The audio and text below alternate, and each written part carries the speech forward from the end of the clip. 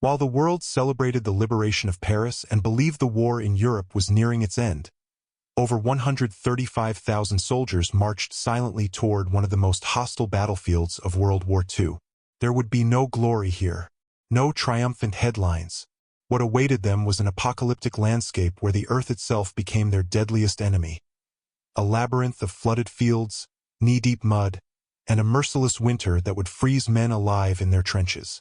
It was October 1944, and the 1st Canadian Army received the war's most brutal order: open the Scheldt estuary.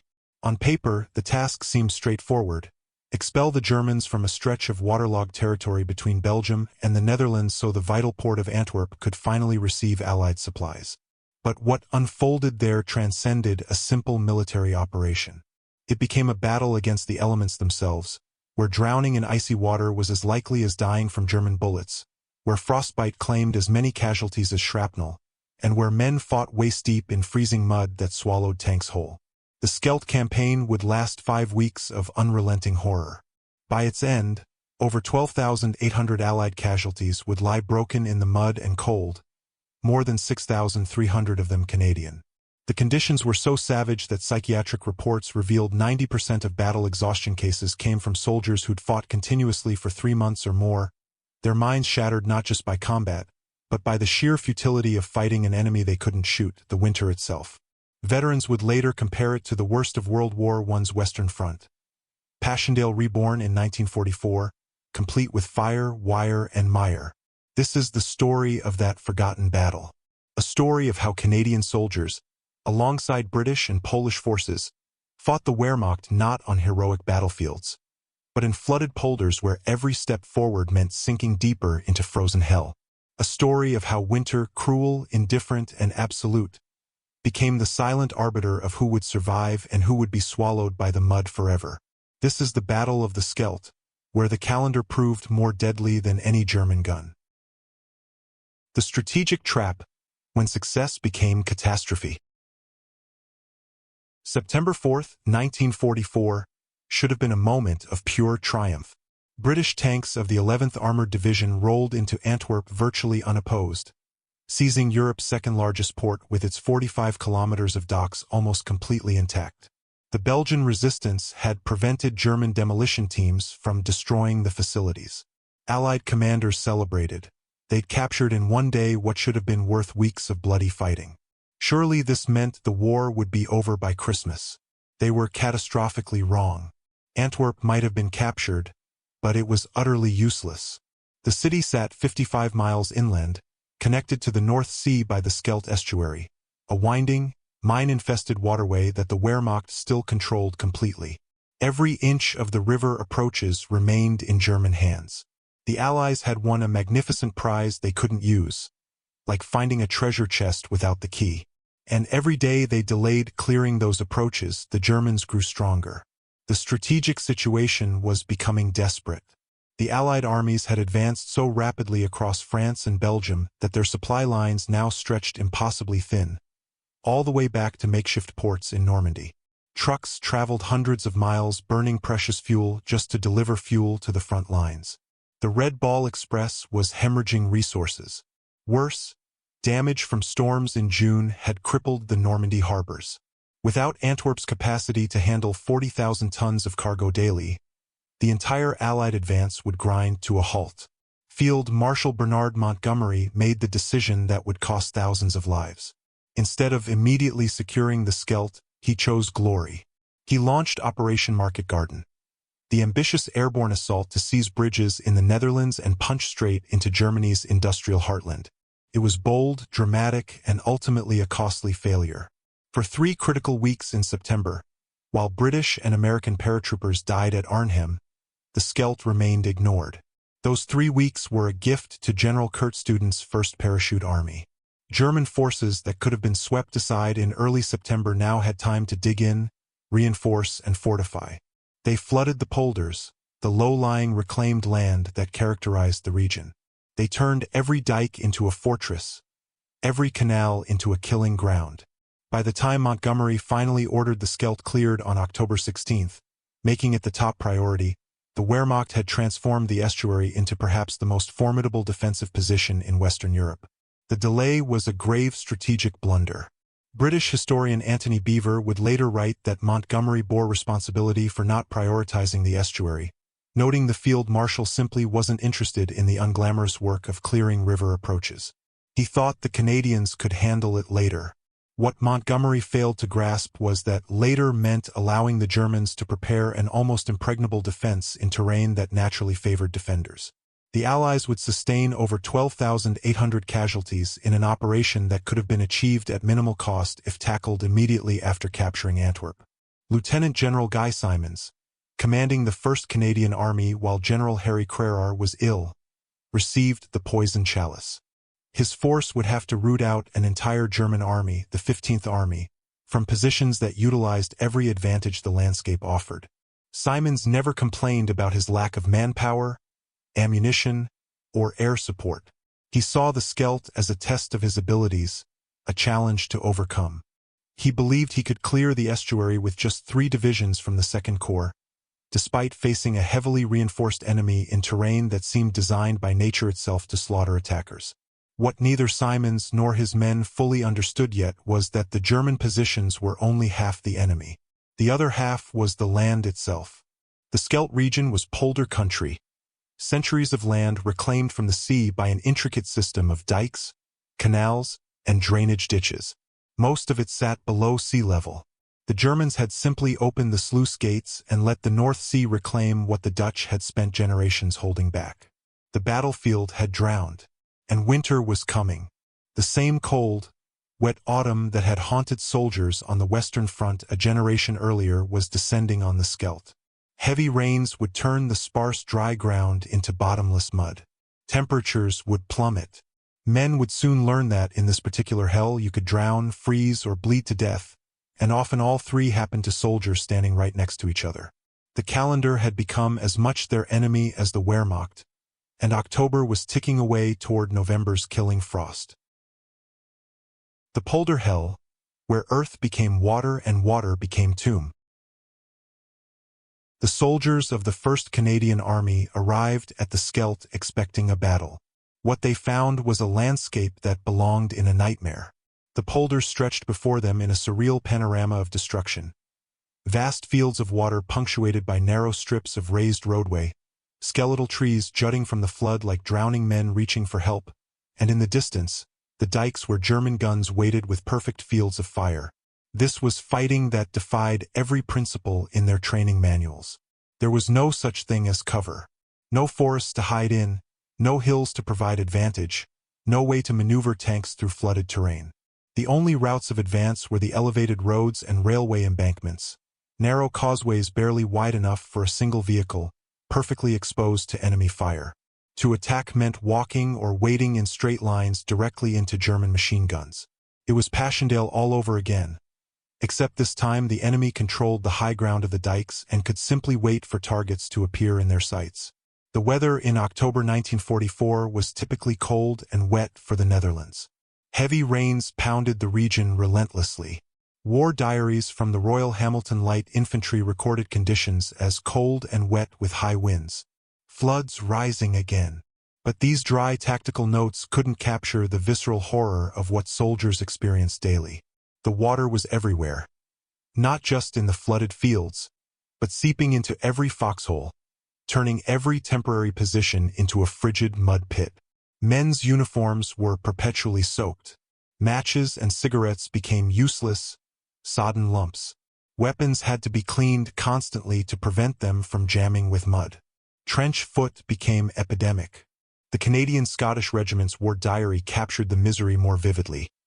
Soldiers shaking their heads, cleaning rifles, swearing constantly and dreaming of leave, if it ever came. But the profanity and dark humor masked deeper trauma. This wasn't the clean warfare of advancing armies and captured objectives. This was something older and more primal, man against nature, where nature held every advantage and showed no mercy. The Germans understood the terrain perfectly. They'd had weeks to study it, fortify it, and transform it into a killing machine. They held the high ground along the dikes, giving them clear lines of sight across the flooded approaches. They'd positioned machine gun nests, mortar teams, and artillery to cover every possible avenue of attack. When Canadian soldiers advanced across the open, flooded ground, they had nowhere to hide. The water itself prevented them from diving for cover. You couldn't throw yourself prone in waist-deep freezing water without drowning. Men could only wade forward slowly, targets in a shooting gallery, while bullets kicked up geysers around them and shells churned the water into fountains of mud and blood. The flooded terrain made amphibious vehicles essential. Buffalo and terrapin-tracked vehicles could navigate the water, but they were slow, conspicuous, and vulnerable. German 88mm guns turned them into floating coffins. Wounded soldiers being evacuated in these vehicles faced agonizing journeys through shelled water, their blood mixing with the icy flood as medics tried desperately to save them while incoming fire rocked the vehicle. Engineers attempting to bridge canals worked under constant fire. They had to construct crossings over waterways while standing in the open, fully exposed, knowing that German artillery had pre-registered every likely crossing point. The moment construction began, shells would start falling. The engineers would take casualties, pull the bodies aside, and continue working because the infantry needed those bridges to advance. Some bridge construction sites became graveyards marked by clusters of bodies floating in the bloodied water. The psychological toll was staggering. A psychiatric report from October 1944 revealed that 90% of battle exhaustion cases were men who'd been in continuous action for 3 months or longer. The report identified the principal cause as futility.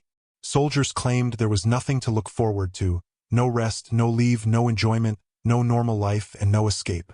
The second most prominent cause was insecurity in battle, because the battlefield conditions didn't allow for adequate cover. Men would go catatonic, curling into fetal positions in their flooded foxholes. After a week of rest, most would recover enough to speak and move, but they were broken in ways that wouldn't fully heal for years, if ever. The 3rd Canadian Division had landed on Juno Beach on D-Day, June 6th, and had fought more or less continuously since then. By October, these men were beyond exhausted. They'd survived Normandy, fought through Caen, endured fillets. Now they were being asked to wade through freezing water into machine gun fire in a battle that felt endless. The division's medical units reported they were treating more cases of battle exhaustion and exposure than combat wounds. The cold was becoming as deadly as German bullets. And still the rain kept falling. Still the temperature dropped. Still men waded into the killing grounds because orders were orders and the port of Antwerp had to be opened. The calendar was against them now. November was approaching, bringing with it true winter cold that would make the current misery seem almost pleasant in comparison. They had to break through before winter locked the battlefield in ice. But the Germans showed no signs of breaking, and the flooded polders showed no signs of draining. The Canadians were trapped in a liquid hell with no way out but forward, one frozen step at a time. Black Friday, the day the mud ran red. October 13, 1944, would be remembered forever by the survivors as Black Friday, the bloodiest day of the Scheldt campaign and one of the darkest chapters in Canadian military history. The objective was Wensdrecht, a small town that controlled direct access to the Beveland Isthmus. Capturing it was essential to advancing toward Walcheren Island. Without Wensdrecht, the entire campaign would stall. The task fell to the Black Watch Regiment from Montreal, part of the 5th Infantry Brigade. Major Douglas Chapman led his men toward an open field the soldiers had already nicknamed the Coffin. The name would prove grimly prophetic. The field offered no cover whatsoever, just flat, waterlogged ground stretching between the Canadian positions and the heavily fortified German lines. Intelligence had underestimated the enemy's strength. What the Black Watch didn't know was that the Germans had reinforced their positions with Battle Group Chill, battle-hardened troops who understood exactly how to defend this terrain. At 0630 hours, Operation Angus began. The Black Watch advanced into the Coffin under the code name and the morning mist. Within minutes, German machine guns opened fire from perfectly positioned nests along the dikes. Mortars began dropping shells with terrifying accuracy. The Germans had already ranged every meter of the field. Artillery joined in, turning the open ground into a maelstrom of explosions and flying shrapnel. The Canadians had nowhere to hide. The field offered no depressions, no walls, nothing but flat mud and shallow water. Men tried to advance in short rushes, but the waterlogged ground made running impossible. They could only wade or struggle through the clinging mud. German gunners simply tracked them methodically, cutting them down in neat rows like wheat before a scythe. The wounded collapsed into the water and mud, some drowning before medics could reach them. Others lay in the open, crying for help while machine gun fire made rescue impossible. Major Chapman tried desperately to organize his men, to find some way to advance or at least establish a foothold. But the fire was too intense, too accurate, coming from too many directions. The Black Watch had walked into a perfectly designed kill zone. After hours of attempting to push forward, gaining perhaps a few dozen meters at the cost of dozens of lives, Chapman made the agonizing decision to pull back to their original positions. Even retreat was costly.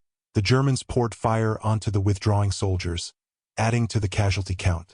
By the end of Black Friday, the mathematics of horror were clear. Of the 145 men from the Canadian Black Watch who had entered the coffin that morning, 56 were dead. Major Chapman was among them, killed while trying to rally his men. Another 27 were wounded or captured by the Germans. The battalion had been nearly wiped out in a single day, achieving no territorial gain, no strategic advantage. Just blood and bodies sinking into the mud of the coffin. The scene invoked the worst battles of World War I. Veterans of Passchendaele and the Somme would have recognized it instantly. The open ground, the defensive positions on high ground, the machine guns, the futility of attacking into such overwhelming fire. A generation later, in a war that was supposed to be more mobile and modern, Canadian soldiers were dying in exactly the same way their fathers had died on the Western Front. The technology of killing had improved, but the fundamental calculus remained unchanged. Men advancing across open ground against entrenched defenders with machine guns would die in horrifying numbers. The tragedy of Black Friday was that it could have been avoided. If Montgomery had prioritized clearing the Scheldt in early September, before the Germans had time to reinforce and fortify, Wensdrecht might have fallen with minimal casualties. Instead, the delay had allowed the Wehrmacht to transform every town, every crossroads, every stretch of open ground into a death trap. The Black Watch paid the price for strategic failures made at levels far above their control. But the battle couldn't stop. Wensdrecht still had to be taken. The Canadian command committed fresh units, the Calgary Highlanders, to the assault. This time, they had better air support, better artillery coordination, and better intelligence on German positions. The attack launched on October 16th, combining ground assault with concentrated airstrikes. After 3 more days of brutal fighting, with hundreds more casualties, the Calgary Highlanders secured Wensdrecht. The victory opened the door to South Beveland and eventually Walcheren, but it came at a price that haunted the survivors. The 2nd Canadian Infantry Division would always remember Wensdrecht as a place where good men died in mud and water for a town most Canadians had never heard of. War diaries recorded the capture tersely, noting the date and the objective achieved. They couldn't convey the screams of dying men in the coffin, the sight of bodies floating in the flooded shell craters, or the sound of wounded soldiers calling for their mothers in the darkness before they drowned. Black Friday became emblematic of the entire Scheldt campaign, necessary, brutal, and largely forgotten by history. While other battles of World War II received dramatic coverage and eventual recognition, the men who died at Wensdrecht fought and fell in obscurity. There were no photographers capturing dramatic moments of heroism in the coffin, only medics trying to save the wounded while under fire, only officers making the terrible calculations of how many more men to send forward, only soldiers doing their duty in conditions that would have broken stronger men. The survivors carried Wensdrecht with them for the rest of their lives. In the decades after the war, Black Watch veterans would gather and remember their fallen comrades. They would speak quietly about October 13th, about the coffin, about friends who never came home. They ensured that, at least among themselves, Black Friday would never be forgotten, even if the wider world had no idea what had happened in that killing field in the fall of 1944. Operation Switchback, drowning the Breskins' pocket. While the 2nd Canadian Division bled at Wensdrecht, the 3rd Canadian Division faced its own nightmare to the south, the Breskens Pocket. This German stronghold sat on the southern shore of the Scheldt estuary, a virtually isolated position surrounded by water on all sides, the North Sea to the west, the Scheldt estuary to the north, the Brakeman Inlet to the east, and the Leopold Canal to the south. It was polder country at its worst, a maze of flooded fields, drainage ditches, and dikes that made every meter of advance a struggle against geography as much as the enemy. 8,000 German troops held the pocket, well supplied and strongly motivated. They'd had weeks to prepare their defenses, and they'd used the time efficiently. Machine gun positions covered every possible approach. Artillery was pre-registered on likely crossing points. The defenders knew that anyone trying to attack them would have to wade through water and mud, completely exposed, making perfect targets. Lieutenant General Guy Simons planned a complex operation to crack the Breskens Pocket. Operation Switchback would begin with a diversionary assault across the Leopold Canal on October 6th, designed to draw German attention and reserves to the southwestern corner of the pocket. Then, 3 days later, the main attack would launch, an amphibious landing across the Brakeman Inlet and Scheldt estuary using Buffalo and Terrapin-tracked amphibious vehicles. The goal was to land the 9th Canadian Infantry Brigade behind German lines and roll up the defenses from the rear.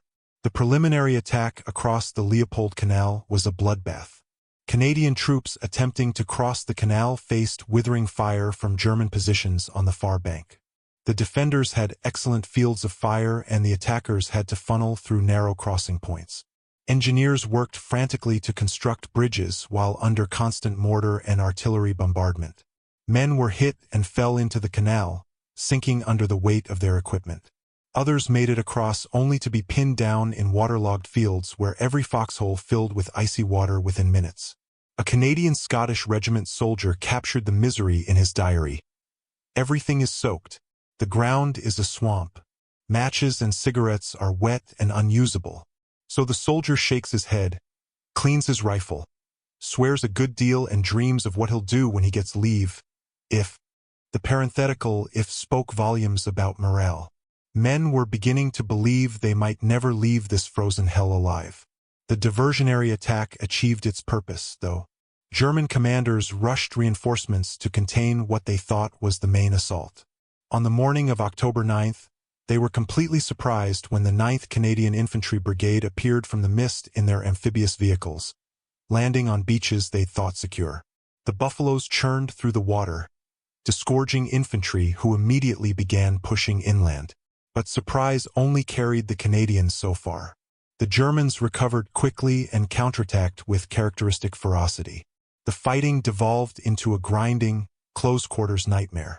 Small villages became battlegrounds where houses changed hands multiple times. Snipers hid in the ruins, picking off unwary soldiers.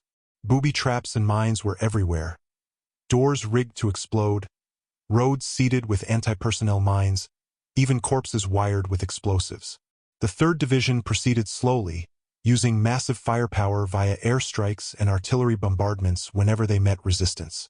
Canadian officers had become loath to engage in operations that might lead to heavy losses, not from cowardice but from grim mathematics.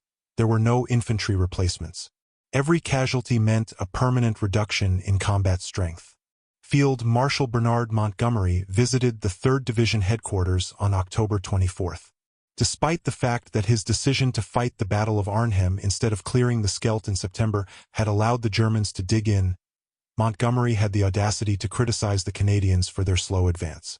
He said the Breskens Pocket should have been cleared weeks ago and called the Canadian officers cowards for their unwillingness to take heavy losses.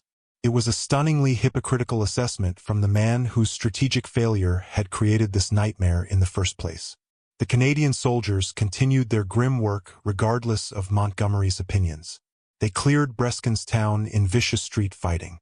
They took Oostburg, Zweitzand, and Cadzand in a series of small, brutal actions.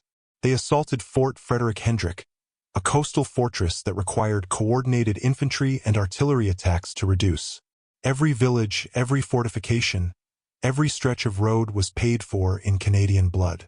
The weather continued its relentless assault on the attackers.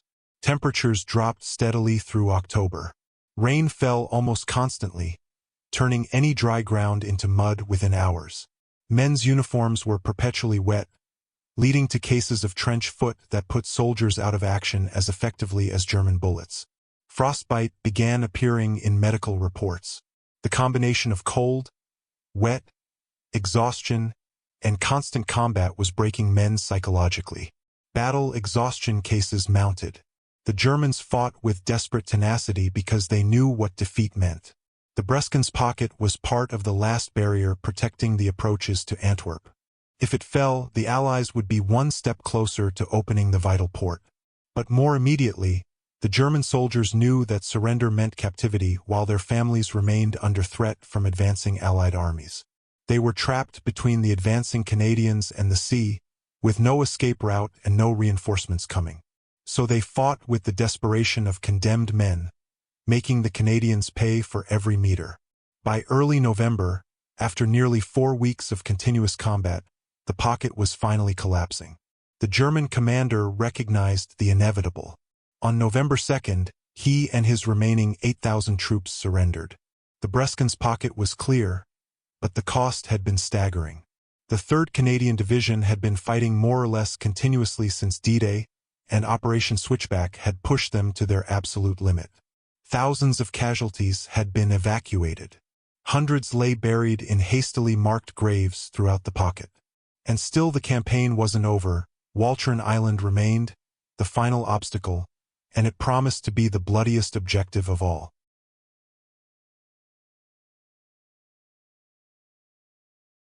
Fortress Walcheren, when the Allies drowned an island.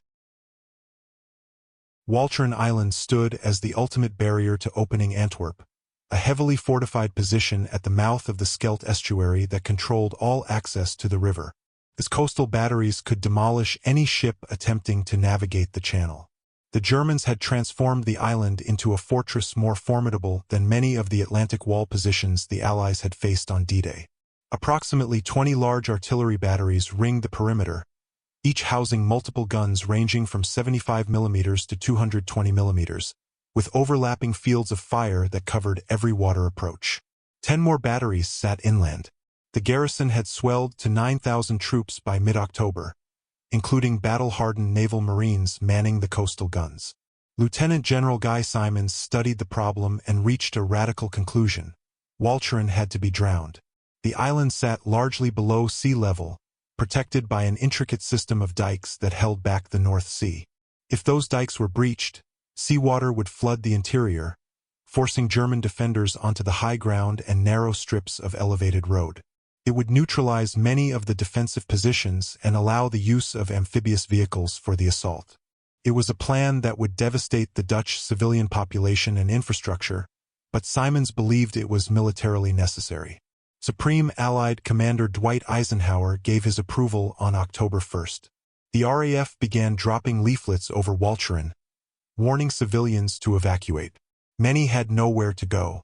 On October 3rd, 240 Lancaster bombers attacked the sea dike at Westkapelle with devastating accuracy. The bombers dropped 1,270 tons of bombs on the dike and the village. The dike shattered, and the North Sea poured through the gap. 152 civilians died in the bombing, many sheltering in a windmill that took a direct hit. But one breach wasn't sufficient to flood the island as Simons intended. On October 7th, 100 RAF bombers attacked dikes west and east of Vlissingen, creating more breaches. On October 11th, the dike between Veer and Vrouwenpolder on the north coast was bombed. The ocean rushed in through multiple gaps, and the central part of Walcheren began to flood. By mid-October, the interior of the island had become a shallow sea, with only the elevated perimeter roads and a few sections of higher ground remaining above water. The flooding created apocalyptic conditions for both defenders and the Dutch civilians caught in the crossfire. Entire villages were submerged. Farmland that families had cultivated for generations vanished under saltwater that would poison the soil for years. The elderly and infirm drowned in their homes. Thousands of civilians became refugees with nowhere to go in German-occupied territory. The bombing had killed 180 people outright, and the flooding claimed more lives in the days that followed. For the German defenders, The flooding forced them into exposed positions on the remaining high ground. But it also meant that attackers would have to approach across open water or along narrow causeways, completely visible and vulnerable. The Wehrmacht adjusted their defensive plans accordingly, positioning guns to cover the limited routes of approach. Walcheren remained a fortress, just a flooded one. The assault would come from 3 directions simultaneously. Operation Infatuate. British commandos would make amphibious landings from the sea at Westkapelle. The British 52nd Division would attack across the Scheldt from the south at Vlissingen. And Canadian forces would assault across the Sloterdam Causeway from the east. It would be the most complex combined arms operation of the Scheldt campaign, requiring precise coordination between land, sea, and air forces.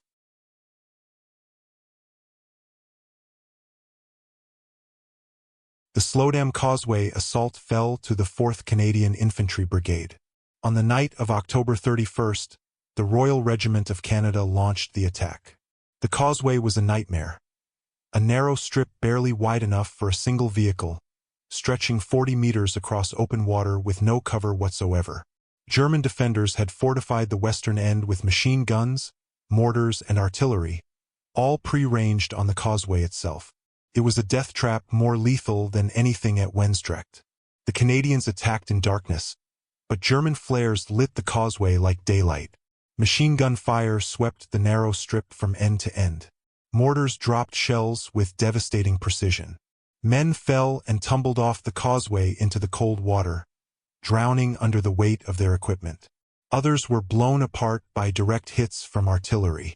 The attack stalled after securing only a small foothold at the eastern end. German fire made further advance impossible. For 2 more nights, the Canadians tried again. Each attempt cost dozens of casualties.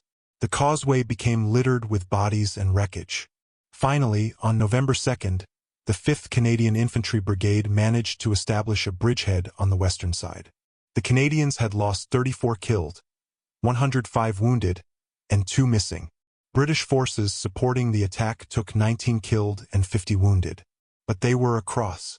Meanwhile, the British Commandos and 52nd Division attacked from the west and south. The Commandos faced the strongest defenses, the massive coastal batteries at Westkapelle that had been designed to repel naval invasions.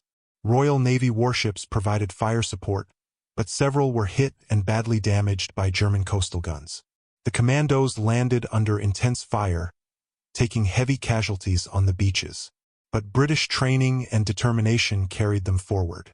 They fought their way inland meter by meter, clearing bunkers and gun positions in close combat. The British 52 ND Division's assault at Vlissingen met fierce resistance in urban fighting. The town's defenders had fortified buildings and prepared defensive positions throughout the streets. British infantry had to clear the town house by house, facing snipers, machine guns, and determined counterattacks. The fighting was savage and personal. Grenades thrown through windows, bayonets in close quarters, flamethrowers clearing bunkers. But the combined pressure from 3 directions was too much for the German defenders. The flooding had isolated them, preventing mutual support between positions. Allied air power pounded their fortifications. Artillery from across the Scheldt hammered their positions. The Royal Navy's guns added their weight to the bombardment. Slowly, inexorably, the German defense crumbled. On November 5, 1944, General Wilhelm Dacer, commander of the German 70th Infantry Division, surrendered Middelburg after a column of amphibious Buffalo vehicles approached the city. The battle for Walcheren was over. The Canadian First Army, along with British and Polish forces, had finally cleared the Scheldt estuary. But it had taken 5 weeks of continuous combat in conditions that veterans compared to the worst of World War I. The strategic objective was achieved, but it took another 3 weeks for Royal Navy minesweepers to clear the shipping channel of the extensive German minefields. On November 28, 1944, the first Allied convoy finally docked at Antwerp. Fittingly, the first ship to unload was the Fort Cataraqui, Canadian-built and Canadian-manned. The port could now supply the Allied armies for their final drive into Germany. The Battle of the Scheldt had cost the Allies approximately 12,873 casualties, including over 6,367 Canadians killed, wounded, or missing. The Germans suffered between 10,000 to 12,000 casualties and another 41,000 captured. Civilian casualties topped 10,000 from flooding, bombing, and ground combat. The Dutch province of Zeeland lay devastated, towns reduced to rubble, farmland poisoned by salt water, infrastructure destroyed. And through it all, winter had been the silent killer. The cold, the rain, the flooding, the mud. These had claimed as many victims as German guns. Veterans remembered not just the battles, but the unrelenting misery of fighting in freezing water, sleeping in flooded foxholes, watching comrades succumb to exposure. The calendar had indeed decided who survived, and it had been merciless in its judgment.